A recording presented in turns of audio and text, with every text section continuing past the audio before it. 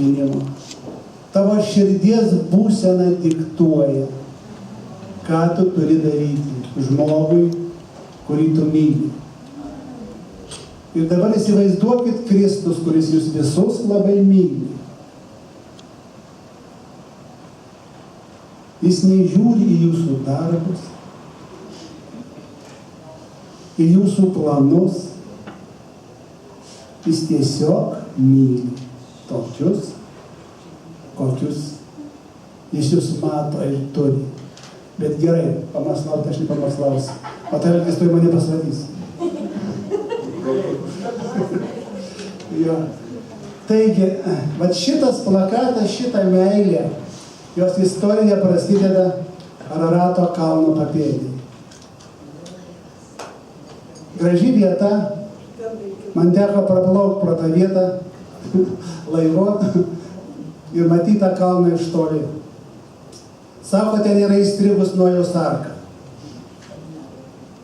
Nes ant to kalno jinai įsirėžė į tą kalną ir taip pasiliko ten. Ir tikriausiai dėl to kalno papėdėje gyvena žmonės, įvairios tautos, bet jie visi buvo krikščionys. Ir kaip krikščionys jie išpažino Dievą, jie pranašavo, jie meldėsi kalbomis. Jie ėjo šituo keliu ir manė, kad tai bus visada. Ir tarp jų buvo vienas berniukas, kuris nemokėjo nei skaityti, nei rašyti. Bet vieną rytą atsikėlė, sakė, duokit man kuo rašyti ir duokit popieriaus. Ir jis pradėjo ir piešti, ir rašyti. Ir surašė pranašystę ir nupiešė maršrutus, kur žmonės turi išvykti iš tos vietos, nes ateis laikas, kada visi šitoj vietoj, kurie pasiliks, žus. Ir vieni kaip ir dabar, kad pasakytų, kad sprogs hidroelektrinės užtvanka ir užlies Kauną. Kažkas patikėtų ir išvažiuotų, kažkas ne. Taip ir anais laikais. Kas patikėjo, o patikėjo tie, kurie turėjo pakankamai tikėjimo ir šventosios dvasios. Ir galėjo pasiklausti. Aš manau, kad tai buvo pas Dievą. Kad tai yra tiesa. Tie išvažiavo. O važiuoti reikėjo pirmiausiai plaukti Viduržemio jūrą, Juodąją jūrą, paskui Viduržemio jūrą, perkirsti Atlantą, bet nepasilikti šitoj pusėje Amerikos žemyno, o važiuoti per visą žemyną ir apsigyventi anoj Ramiojo vandenyno pusėje. Tai kelionė buvo, aš taip primečiau, kažkur 15 000 kilometrų. Tais laikais, kai nebuvo lėktuvų, nebuvo automobilių, tik vežimai. Reikėjo ten vykti. Ir sakė, kad tie, kurie nuvyks, aš juos laiminsiu ir jie bus palaiminimas tautoms. Tai yra didžiuliai pažadai Dievo tiem žmonėms. Ir tikriausiai šitas pažadas daugumą ir pakėlė iš vietų. Nes tokius pažadus, o jie tai skaitė Biblijoje, turėjo tik vienas žmogus, Abraomas. Dievas jam sakė, per tave bus palaimintos visos tautos. O šitiems žmonėms jis sakė, jūs būsite palaiminimas tautoms. Ir trečioj kartoj tų išeivių gimė berniukas vardu Demas Ašakirjanas. Iš mažumės išjautė, kad Dievas turi jam kažkokių planų, nes dar vaikas būdamas jis išgydė savo seseriai sulaužytą ranką. Ten buvo kitų ženklų. Ir jis vaikščiojo su savo tėvais į bažnyčią ir matė, kad bažnyčioje tik moterys ir vaikai. Ir vyrų labai nedaug. bet kaip ir čia dabar. Vyrų tikrai nedaug, moterų daugiau.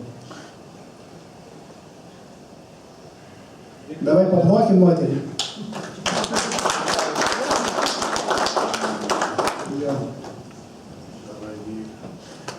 Ir jam skaudėjo širdį dėl to, kaip ir man šiandien skauda širdį, kai žiūriu, kai moteris sėdi be vyrų. Jo.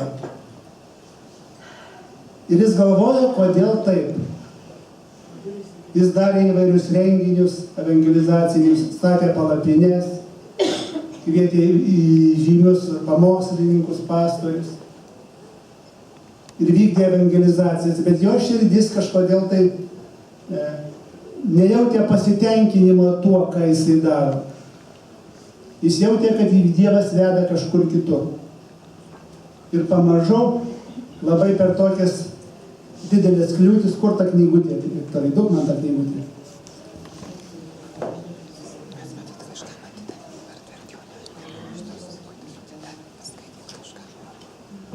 Vat šita knygutė yra parašyta apie istoriją, kurią aš pasakoju.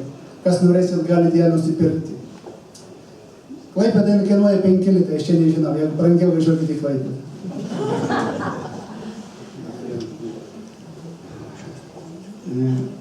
Kur aš sustojau? Jo širdis degė kažkuo kitu, negu evangelizaciniais renginiais, šitais, kuriuos jis vedė. Jis būtent jam rūpėjo pakelti vyrus. Ir jo širdyje pamažu brendo ta idėja, kuri buvo be abejonės iš Dievo, įkurti tokią bendriją vyrams, kur susirinktų vyrai, kur šlovintų viešpatį, kalbėtųsi. Aišku, prieš tai armėniškų papročiais norėjo juos visus pamaitinti. Nes armėnai, kai pradeda kalbėti, pirmiausia duoda žmogui užvalgyti. Dėl to jūs čia kažką turite užvalgyti. Tai atėjęs iš ten tas paprotys. Ir jis nusprendė įkurti tokią bendriją, kurios dabar esate, ir jam Dievas padiktavo pavadinimą. Tarptautinė pilnos evangelijos veiklių žmonių bendrija. Nors tas tarptautinė buvo keistas dalykas jam tada, nes tai buvo tik vienas skyrius, tam mieste, kuris jisai gyvena. Bet Dievas jam atkakliai kartojo, kad tarptautinė. Jis įkūrė tą skyrių, buvo keletas susirinkimų, keletas žmonių įtikėjo, bet dideli darbai visus metus tam skyriui nevyko. Ir kada po metų jis su savo keliais bičiuliais bendra žygiais šitoje srityje nusprendė, kad ateinantiem susirinkime jie uždarys bendriją kaip nevykusį eksperimentą. Bet prieš tai, prieš uždarant, išvakarėse tos dienos, jis nuėjo melstis ir prašyti Dievą, kad jis duotų jam atsakymą, ką daryti, uždaryti ar dar toliau tempti tą gumą. Jis nuėjo melstis. Ir štai atsitiko toks dalykas. Į tą kambarį atėjo gyvas Dievas. Oras pasidarė kaip vanduo. Jis suklupo maldoje ir buvo paimtas iš savo kūno.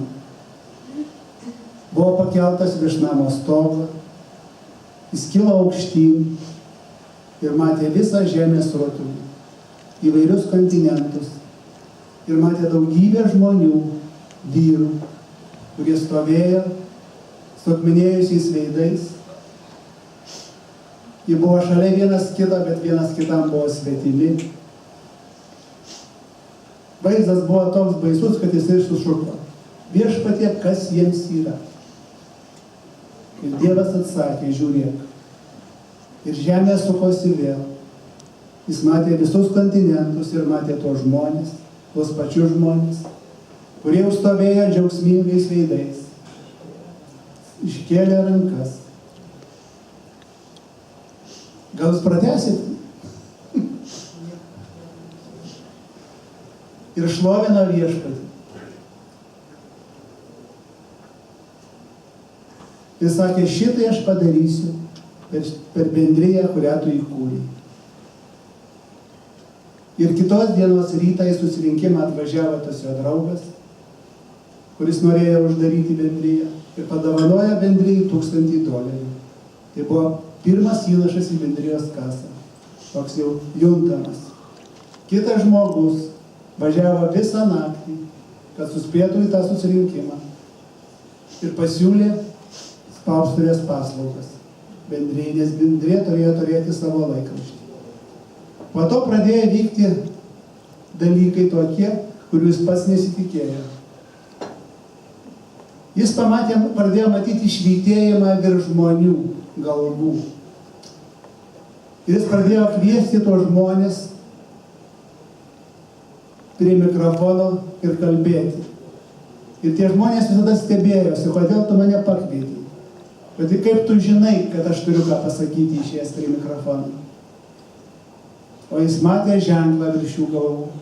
Šventoji dvasia jam rodė tos žmonės tiesiog. Ir žmonės ėjo, kalbėjo. Ir kuo daugiau jie kalbėjo žmonių, tuo daugiau labiau augo Dievo buvimas toj salėje. Jo veikimas.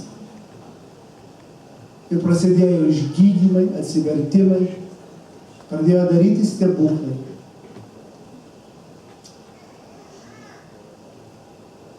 Po to ta bendrija pradėjo plisti, rinkosi daugybė žmonių, atsirado nauji skyriai, vėliau tie skyriai persikėlė į kitas šalis, į kitus kontinentus. Ir pagaliau atėjo į Lietuvą. Kada atėjo į Lietuvą, Algis geriau žino už mane. 93 metais. Ir čia prasidėjo Kaune. Ta idėja atvežė 2 misionieriai iš Naujosios Zelandijos. Australijos. Jo. Jie uždegė tą meilę, paliko čionais. Ir dabar jinai bendrija yra 11 miestų Lietuvoje. Ir šiandien jūs esate viename iš tų bendrijos renginių. Tas renginys mes vadinam į banketą arba šventinį pietus. Čia mes darysim tai, ką darydavo Demasas Šikirjanas savo vestiniuose pietuose irgi. Mes liudysim, aš nežinau, ar Algis matys švytėjimą ant kažkur ant galvos.